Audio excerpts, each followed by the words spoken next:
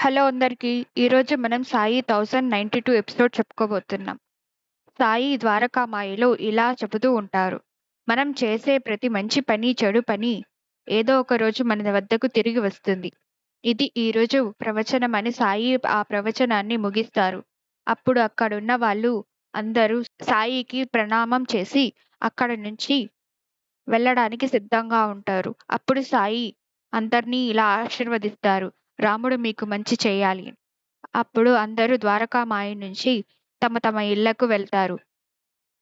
కాసేపటి తరువాత విష్ణు బాధతో సాయి వద్దకు నడుచుకుంటూ వచ్చి సాయి పాదాలకు నమస్కరిస్తాడు. అప్పుడు సాయి విష్ణు తలపై చేయి పెట్టి, విష్ణు, ఈరోజు కథ సారాంశం గుర్తుపెట్టుకో.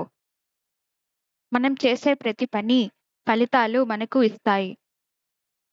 అది నువ్వు చేసే మంచి పని అయితే మంచి ఫలితాన్ని, చెడు పని అయితే చెడు ఫలితాన్ని ఇస్తాయి. అది ఈ రోజు కాకపోయినా రేపైనా ఖచ్చితంగా ఫలితాన్ని ఇస్తుంది. దానికి విష్ణు బాధతో తలూపుతూ ఉంటాడు. కాసేపటి తర్వాత వాతావరణం అనుకోకుండా విపరీతంగా మారిపోతుంది. అప్పుడు సాయి విష్ణుతో ఇలా అంటాడు. విష్ణు, నువ్విప్పుడు వెళ్ళాలి. అప్పుడు విష్ణు సాయిని అడుగుతారు. కానీ సాయి, నేనెక్కడికి వెళ్ళాలి? అప్పుడు సాయి ఇలా జవాబిస్తారు. విష్ణు, నువ్వు ధర్మశాలలో ఈరోజు బస చేయవలసి ఉంది. నువ్వు అక్కడే ఉండు. అప్పుడు శ్యామ విష్ణువుని అడుగుతారు. మీరు మా ఇంట్లో ఉండండి విష్ణు గారు అని. అప్పుడు సాయి అంటారు, లేదు శ్యామ, విష్ణు ఇప్పుడు ధర్మశాలలోనే ఉండాలి. అప్పుడు దానికి విష్ణు సరే సాయి అని చెప్పి అక్కడి నుంచి వెళ్ళిపోతాడు ధర్మశాల వైపుగా. అక్కడున్న శ్యామ, కేశవ్, బాయిజామాకి ఏమీ అర్థం కాదు. సాయి ఎందుకని అలా అంటున్నారని. బాధతో విష్ణు తన బ్యాగ్ తీసుకొని నడుచుకుంటూ వెళ్తున్నప్పుడు మనసులో ఇలా అనుకుంటాడు. సాయి కూడా నన్ను వెళ్ళమని చెప్తున్నాడు. నా చివరి ఆశ కూడా పోయింది. ఇది ఎలాంటి పరీక్షో నాకు అర్థం కావడం లేదు అని చెప్పి ధర్మశాల వైపు నడుచుకుంటూ వెళ్తూ ఉంటాడు. అప్పుడు బాయిజామ సాయిని ఇలా అడుగుతుంది. సాయి, మీరెందుకు విష్ణువుని ఇలాంటి సమయంలో ఒంటరిగా విష్ణువుని వెళ్ళమని చెప్పారు? అప్పుడు సాయి అంటారు, నాకు చాలా ఆకలిగా ఉంది. బక్రీ బాజీ తినాలనిపిస్తుంది. అప్పుడు బాయిజా అంటుంది, సరే సాయి, నేను చేసి తీసుకొస్తాను అని. లేదు బాయిజామా, నేనే చేస్తాను అని సాయి విష్ణు తెచ్చిన ధాన్యంతో బాక్రీ బాజా తయారు చేస్తూ ఉంటారు. అప్పుడు అక్కడే ఉన్న శ్యామ అంటాడు బాయిజామాతో, సాయి ఎప్పుడైనా ఎవరికైనా దెబ్బ తగిలితే కూడా అన్నం తినరు. కానీ ఈరోజు మాత్రం ఎందుకు సాయి ఇలా ప్రవర్తిస్తున్నారు అని బాయిజామాతో అంటుంటాడు. బాయిజామా అంటుంది, దీని వెనక కూడా సాయి చమత్కారం ఉంటుంది. నేను చూడాలనుకుంటున్నా అని అంటూ ఉంటుంది. అనసూయ తన కొడుకుకి అన్నం తిన్నాన్నా అని చెప్తూ తినిపించడానికి ప్రయత్నిస్తుంది. కానీ గౌతమ్ మాత్రం లేదు, నేను తాతయ్య వస్తే కానీ తినను. తాతయ్య ఎక్కడికెళ్ళారు? నాన్న, తాతయ్య ఇంకా ఇంటికి రాలేదు. మీరు వెళ్ళి చూసి రండి అని అడుగగా గౌతమ్ వాళ్ళ నాన్న మోహన్ గౌతమ్‌తో ఇలా అంటాడు. మీ తాతయ్య బయటికి వెళ్ళాడు. ఆయన రావటానికి కొన్ని రోజుల సమయం పడుతుంది. అప్పుడు గౌతమ్, లేదు, తాతయ్య నాకు చెప్పకుండా ఎప్పుడూ బయటికి వెళ్ళరు. ఒకవేళ ఆయన వెళ్ళాలనుకుంటే నాకు ముందు రోజే చెబుతారు. అప్పుడు మోహన్, నువ్వు తిను. మీ తాతయ్య వచ్చేస్తారు. లేదు, నేను తాతయ్య రాకుండా తినను. అలాగే తాతయ్య లేకుండా నేనెప్పుడూ పడుకోలేదు. అలాగే తాతయ్య కూడా నేను లేకుండా తిండు. అమ్మా, నాకు భయమేస్తుంది. తాతయ్య ఏమన్నా సమస్యలో ఉన్నారేమోనని. మనం ఆయన్ని వెతకాలమ్మా. అప్పుడు మోహన్, గౌతమ్, నువ్వు ముందు తిను అని కోపంగా అరుస్తూ ఉంటాడు. లేదు నాన్న, నేను తాతయ్య లేకుండా తినలేను అని పైకి లేచి నిలబడి ఉంటాడు. మీ తాతయ్య ఇంక రారు. ఆయన లేకుండా అలవాటు చేసుకో.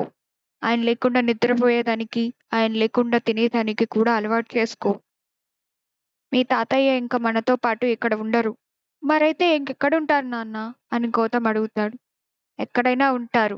మనకేం అవసరం? నువ్వు ముందు అన్నం తిను. లేదు నాన్న, నేను తాతయ్య లేకుండా తినను. అప్పుడు మోహన్ కోపంగా లేచి వచ్చి గౌతమ్‌ని కొట్టడానికి చూస్తాడు. అప్పుడు అనసూయ అడ్డుకుంటుంది. ఏం చేస్తున్నారండి? వీడింకా చిన్నవాడు. అప్పుడు గౌతమ్, మీరు చెడ్డవారు నాన్న. నేను మా తాతయ్య దగ్గరికెళ్ళిపోతున్నా అని వెళ్ళిపోతాడక్కడి నుంచి. అప్పుడు అనసూయ, ఏవండీ, వాడిని ఆపండి. బయట చాలా చీకటిగా ఉందండి. అప్పుడు మోహన్ గౌతమ్ గౌతమ్ అని అరుస్తూ వెతకడానికి వెళ్తాడు. సాయి చేసిన పదార్థాన్ని ఒక డబ్బాలో పెడుతూ ఉంటాడు. అప్పుడు పాయసమ్మ, ఈ డబ్బా ఎక్కడికి తీసుకెళ్తున్నారు సాయి? అప్పుడు సాయి అంటారు, ధర్మశాల అని. విష్ణు ఆకలితో ఉంటాడు పాయసమ్మ. అప్పుడు కేశవ్, సరే సాయి నాకివ్వండి, నేను తీసుకెళ్లి ఇచ్చేస్తాను. అప్పుడు పాయసమ్మ, సాయి వాతావరణం బాగాలేదు. ఇలాంటి సమయంలో నువ్వు అక్కడికి వెళ్ళాలా అని అడగగా సాయి ఇలా జవాబు ఇస్తారు. పాయసమ్మ, ఏది అకస్మాత్తుగా అవ్వదు.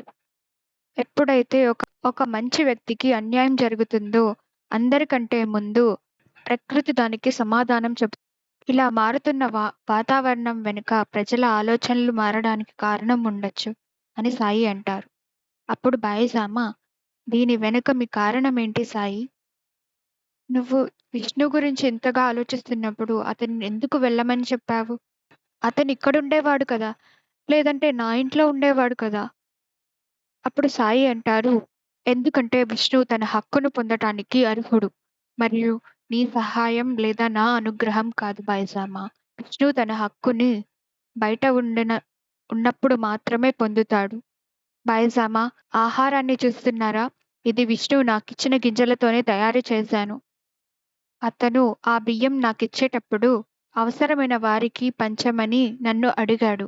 మరియు ఈరోజు అతనికి ఈ ఆహారం చాలా అవసరపడుతుంది. నేను నా బాధ్యతను నిర్వర్తించబోతున్నాను పాయజామా అని చెప్పి అక్కడి నుంచి సాయి వర్షంలో ధర్మశాలకు వెళ్తూ ఉంటాడు. దారి మధ్యలో గౌతమ్ తాతయ్య తాతయ్య అని అరుస్తున్న శబ్దం విని గౌతమ్ సాయిని చూస్తాడు.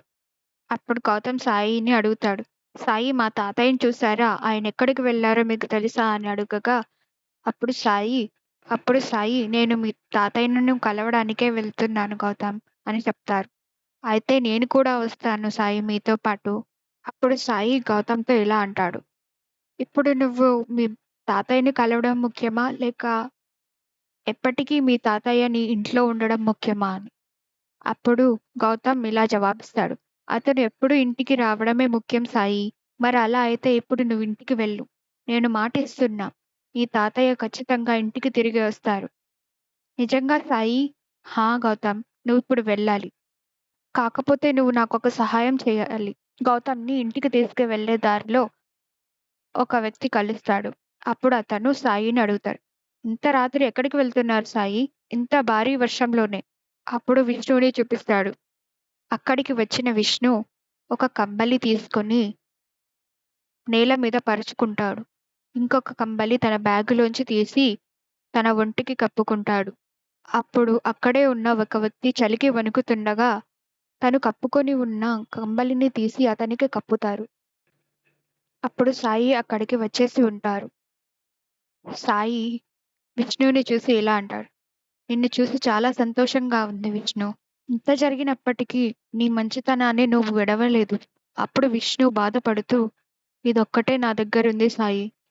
ఇది ఎవ్వరూ నా నుంచి తీసుకోలేరు. కానీ సాయి, ఇంత రాత్రి వేళ ఇంత భారీ వర్షంలో ఎందుకొచ్చారు? నువ్వు కూడా నీ కష్టంని చూసుకోకుండా అతనికి నువ్వు సహాయం చేశావు. మరైతే నా కర్తవ్యం కూడా ఉంటుంది కదా. నీకోసం ఆహారం తెచ్చాను. పద కూర్చొని తిందాం. అప్పుడు విష్ణు సాయితో ఇలా అంటూ ఉంటాడు, మీరు చూసారా సాయి, గత 8 ఏళ్లలో నా మనవడు నేను ఎప్పుడైతే భోజనం చేస్తుంటానో వాడు మొదటి ముద్ద నాకు పెట్టేవాడు. నేను వాడు లేకుండా తినలేను సాయి. అప్పుడు గౌతమ్ దీన్ని ఎప్పుడో ముట్టుకొని ఉన్నాడు. అతని ప్రేమ, నా ప్రేమ కూడా ఉంది. ఇప్పుడు కూడా తినవా అని సాయి అడుగగా, తింటాను సాయి ఖచ్చితంగా అని తినడం మొదలు పెడతాడు. అక్కడ గౌతమ్ కోసం అనసూయ, మోహన్ వెతుకుతూ ఉంటాడు. అక్కడికి వచ్చిన మోహన్, గౌతమ్ వచ్చేసాడా అని అడుగుతాడు. లేదు ఇంకా రాలేదండి. ఎక్కడికెళ్ళాడో అర్థం కావడం లేదు అని అనసూయ బాధతో ఏడుస్తూ ఉంటుంది. అప్పుడు అక్కడికి వెంటనే గౌతమ్ వచ్చేస్తాడు. గౌతమ్ ఎక్కడికెళ్ళావు నాన్న అని గౌతమ్ అమ్మ అడుగుతారు. నేను తాతయ్యను వెతుకుతూ తప్పిపోయానమ్మా. అప్పుడు సాయి కనిపించారు. సాయి వేరే అన్నతో చెప్పి నన్ను ఇక్కడ వదిలిపెట్టమని చెప్పాడు. ఏవండి వీడి శరీరం వేడిగా ఉంది. అప్పుడు మోహన్ కోపంతో నేను ఇంట్లో ఉండమని చెప్పాను కదా!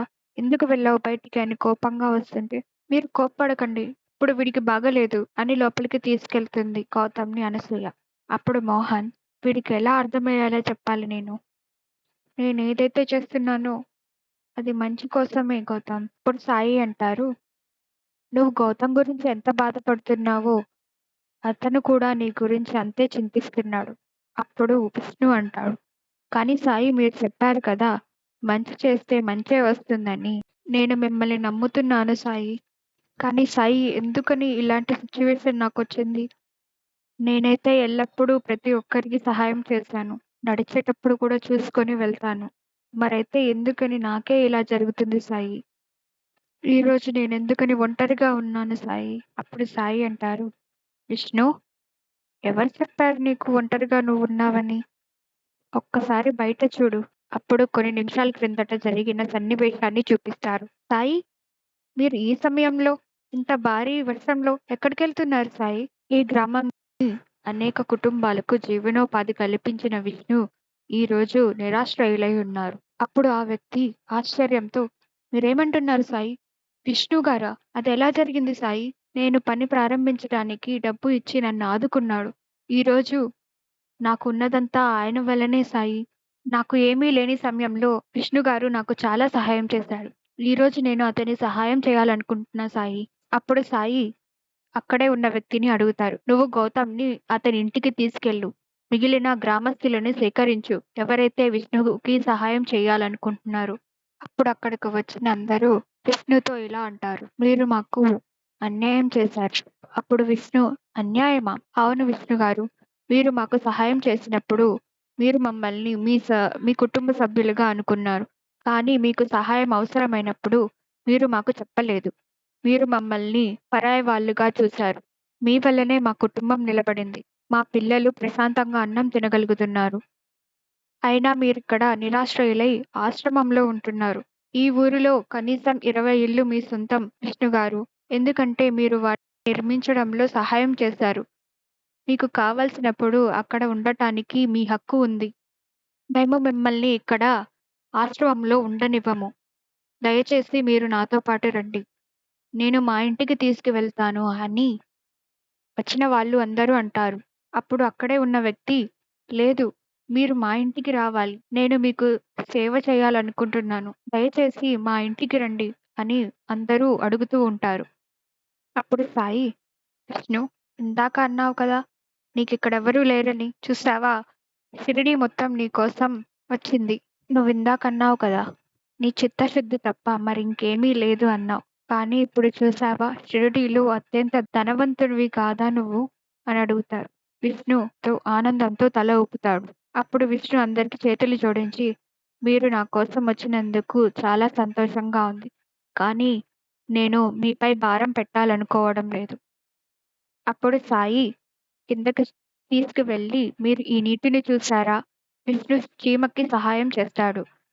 అప్పుడు సాయి దీని నుంచి నువ్వేం నేర్చుకున్నావు అని అడగగా, అప్పుడు సాయి దానిని వివరిస్తాడు. నువ్వు చీమకు కర్ర చూపించినప్పుడు అది ఏం చేసింది? అది కర్రపై ఎక్కింది సాయి అని చెప్తాడు. అది ఎక్కకపోతే నువ్విచ్చిన సహాయం వ్యర్థమే కదా! ఇది కేవలం నీ సహాయం వల్ల మాత్రమే తను బయటపడింది. అప్పుడు సాయి సహాయం చేయడం కూడా అంతే ముఖ్యమే. సరైన సమయంలో సహాయాన్ని అంగీకరించడం కూడా. అది అర్థమైన విష్ణు వాళ్ళందరితో ఇలా అంటారు. మీరు నా కోసం ఇక్కడి వరకు వచ్చి నాకు సహాయం అందించినందుకు నాకు చాలా సంతోషంగా ఉంది. మీకు కృతజ్ఞతలు చెప్పుకుంటున్నాను. లేదు విష్ణు గారు. మీరు మీ కుటుంబం ముందు నమస్కరించకండి. అప్పుడు పాండురంగడు తన ఇంటికి తీసుకువెళ్తాడు. అప్పుడు సాయి మంచి పనులు చేస్తే మీకు మంచి జరుగుతుంది అని అంటారు. గౌ జ్వరంతో ఉన్న గౌతమ్ తాతయ్య తాతయ్య అని కలవరిస్తూ ఉంటాడు. అనసూయ కులకర్ణిని తీసుకురమ్మని మోహన్‌తో చెప్తూ ఉంటుంది. అప్పుడు మోహన్ కులకర్ణి షిరిడీలో లేరు. అది కాకుండా ఒకవేళ ఉన్నప్పటికీ అతను ఇంత వర్షంలో రాడు. మరైతే సాయినైనా వెళ్లి కలవండి. లేదు నేను సాయిని వెళ్లి కలవను. అతను చికిత్స బదులు సలహా ఇస్తూ ఉంటాడు. నాన్నని మళ్ళీ తీసుకువెళ్ళమని నన్ను అడుగుతారు. అదే కాకుండా సాయికి నాన్న అంటే చాలా ఇష్టం. నీకు తెలుసు కదా! అప్పుడు అనసూయ, మనం తప్పు చేశామని అనుకుంటున్నానండి.